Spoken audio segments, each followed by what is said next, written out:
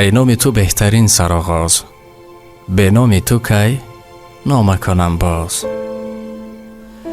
سلام شنوندگان عزیز و ارجمند. راستی یک نامه آمد، بسیار خجالت شدم و حتی در فکر فر آمدم که این گونه انسان‌های سنگدل هم هست. موضوع ما درباره بی‌فرزندی است. پس یک لحظه توجه. هرچی را بزرگان گفتن ما کوشش میکنیم بر شما برای تسلا تسکینی دل شما پیشکش کنیم.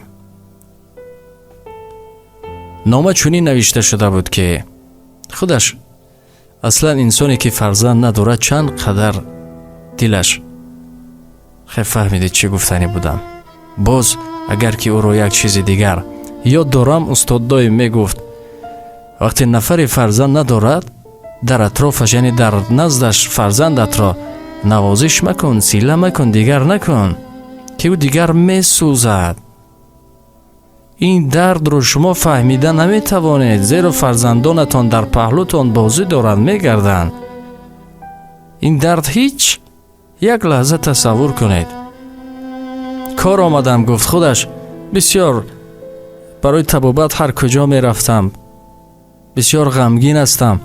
اما یک کارگرمان، یک زنی دیگر گفت بی فرزند، مرا طعنه کرد.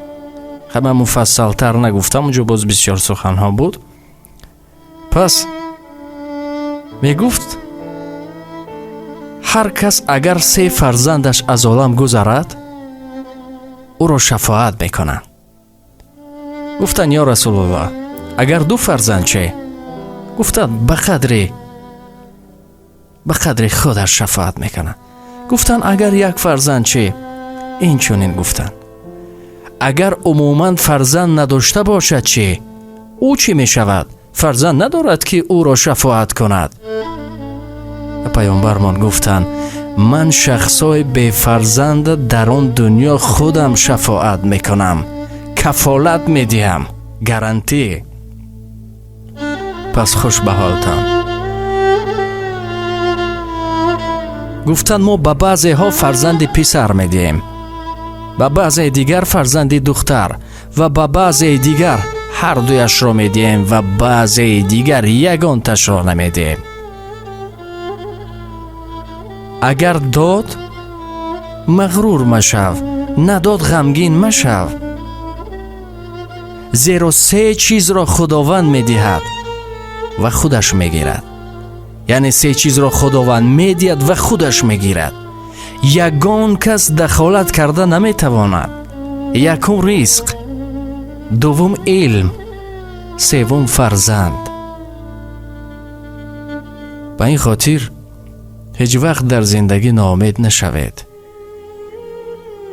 بسیار هستند که من میفهمم درد شما را، لیکن دورای حضرت موسی زن نزد موسی آمد، گفت یا موسی تو با خداوند در گفتگو هستی، خواهش، التجا، پرسان شو که در تقدیر من فرزند هست یا نه.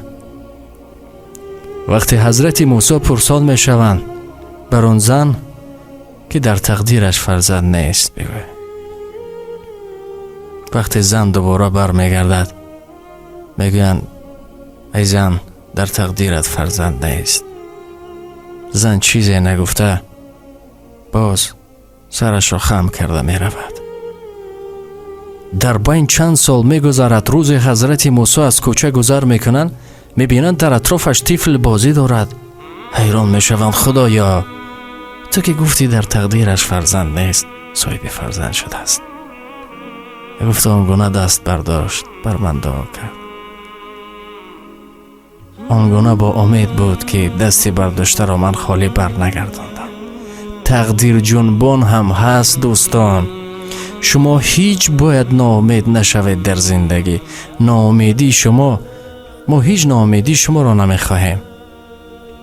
پروردگار مهربان، بخشنده جان و جهان، به هر کسی فرزند طلب فرزند رسان، فرزند رسان. فرزند بود جان و جگر، پیوندگری ما بر پدر. دختر بود یا که پسر، فرزند رسان، فرزند رسان. فرزند خواهند دائما، دلهایشان آب و ادا، بران کسان یا خدا فرزند رسان، فرزند رسان. ما پهلوی شما هستیم. شما هیچ نباید تنها باشید و فراموش نسازید، ناامید نشوید. انا همین امید محرک زندگی است. امید است که ما زندگی میکنیم. چندین قصه های دیگر بود، ما نمیتوانیم در طول این مدت همش رو یک باره بگوییم. لیکن نقطه بس است اگر شعور است. اگر انسان بفهمد برو یک اشاره بس است، و اگر نافهم چون چراغ پیش کور است. انسان نمیفهمد برو دیگر نه شمع نه چراغ روشنی لازم نیست. خود را احتیاط کنید، ناامید هیچ مشوید. ما فرزندان شما هستیم و پهلوی شما هستیم. خدا کند که در خاندان شما صدای کودک برآید. انسان تمام خستگیش را به فرزند میبرد. از شما احترامانه خواهش میکنیم در اطرافتان باشند، احترامشان کنید و نگذارید که احساس به فرزندی را.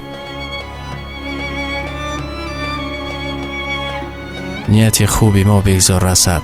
اگر نیتی ما نرسد، نیتی هزارها نفری که گوش دارند و یا تماشا میکنند، یک آهی آنها یک دعای آنها بر شما بگیرد. خداحافظ. خود را احتیاط کنید.